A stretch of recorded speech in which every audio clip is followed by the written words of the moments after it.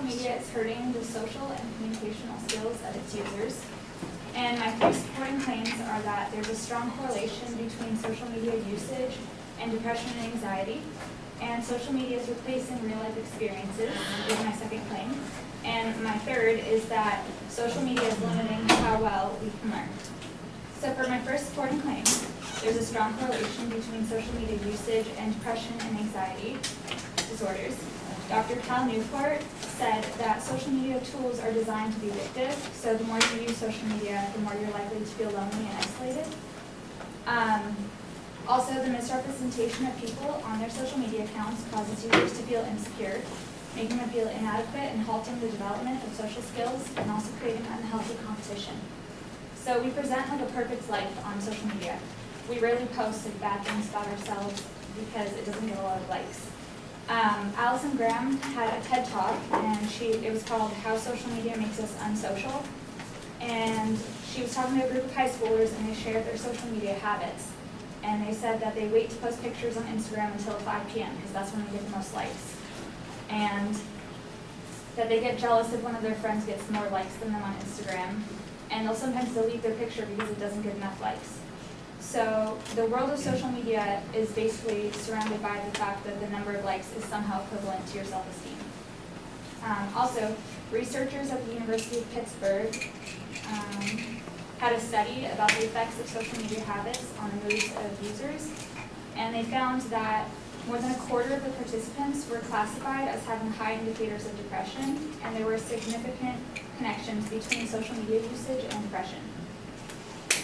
So participants that use social media very frequently have 2.7 times the likelihood of depression, and the exposure to highly idealized representations of peers on social media makes people feel envious and have a distorted belief of what it means to be happy or successful. Also, spending more time on social media increases the exposure to cyberbullying, which can cause depression. Mental health experts on college campuses say that along with the rise in social media came an explosion of anxiety-related disorders. Depression, so pretty much everything that I stated are the reasons why social media causes depression, but depression also inhibits social and communicational skills.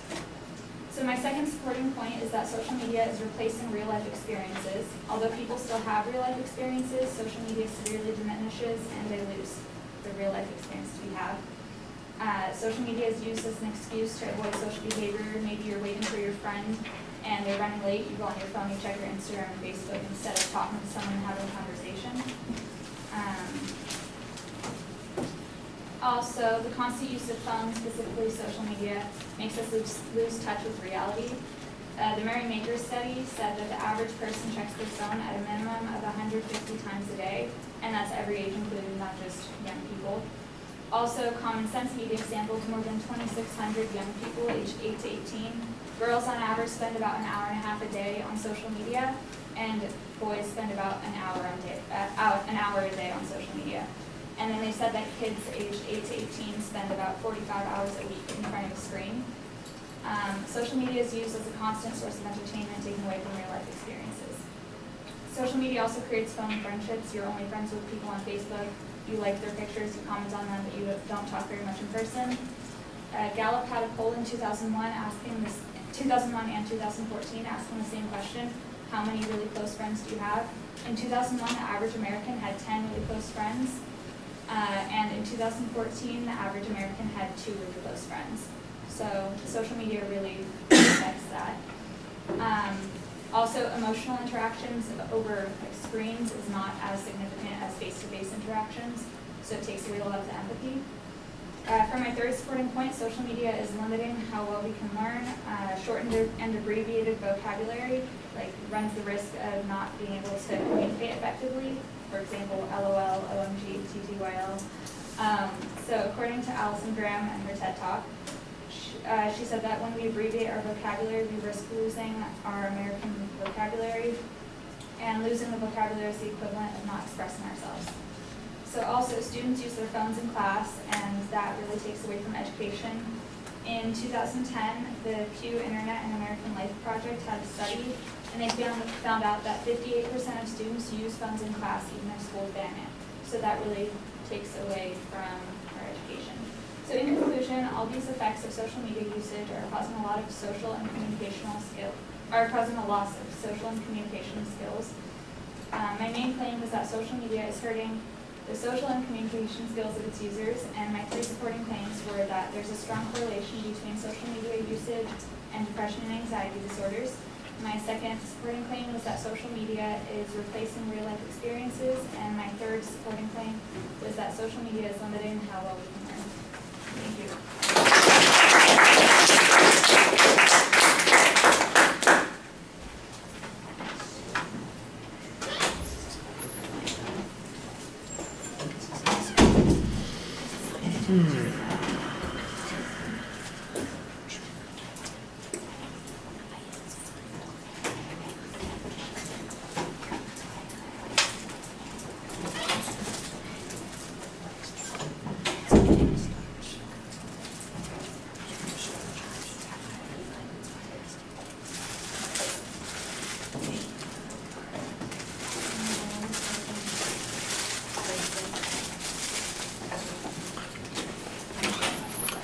All right, well, the proposition's got multiple parts in it, so that's a little complicated, but it's clearly identified. You do preview the contents of the speech. I think you could do a little bit more to talk about why people perceive this as being controversial, maybe an example or some of the issues that have come up that suggest that people see this as being potentially problematic. You just dive right into what the perceived problems are. They're pretty well documented or explained, at least, the theory of competition and false personalities online, that there's this whole goal of getting likes. I thought that you explained that pretty well. It does seem a little bit theoretical. The relationship to anxiety and depression is hinted at there, but again, I think the best piece of evidence that you have on that is that there's been an increase in the amount of depression. You've got a couple of statistics on that point, and I think those are the things that are the strongest part of the argument. Cyberbullying comes in out of nowhere, and it gets no development, so I think you could probably leave it out and just stick with the other issues. Although I don't doubt that cyberbullying is relevant, but I think maybe if you want to make that the argument, then get rid of the other two supporting points, make one propositional claim that argues that these media have a negative effect on depression, anxiety issues, and then cyberbullying could be one of the supporting points. And you could have the social comparison as another one of those points. Like I said, it just felt like a couple of things got thrown in there on top of the stuff that was pretty well documented. The notion that it's going to replace life experiences, we got a hypothetical example of somebody who's avoiding a conversation. That's about as far as it goes when it comes to proof.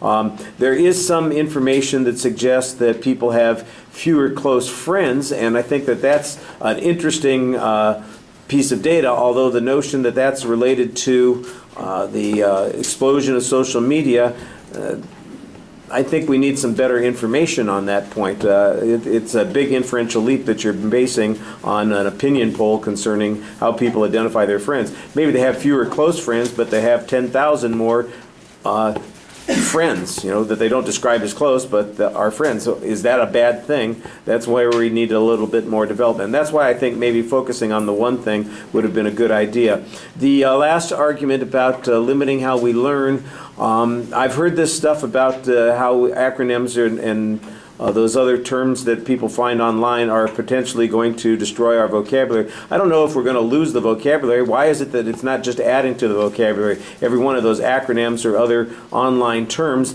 seems to me like it's something that gets put into the dictionary after a few years when people recognize what it means. That I think, LOL being in the dictionary, for instance, has not gotten rid of those other three words, laugh out loud. So if we haven't crossed them out of the dictionary, why is it we're believing that this is something that's going to happen? I think that that's a nice theory, and the expert that you cite, I think, is probably credible, but you need to get a little bit more convincing information there. I think that there's a lot more reading than you want to have. It sounds like an essay that's being presented out loud instead of a speech. You need to talk to us a little bit more. The review is fine, and I think maybe you could put a little bit of summary of the content, not just what the main ideas were, but I know that you're rushed for time, so it makes it tough. Thank you.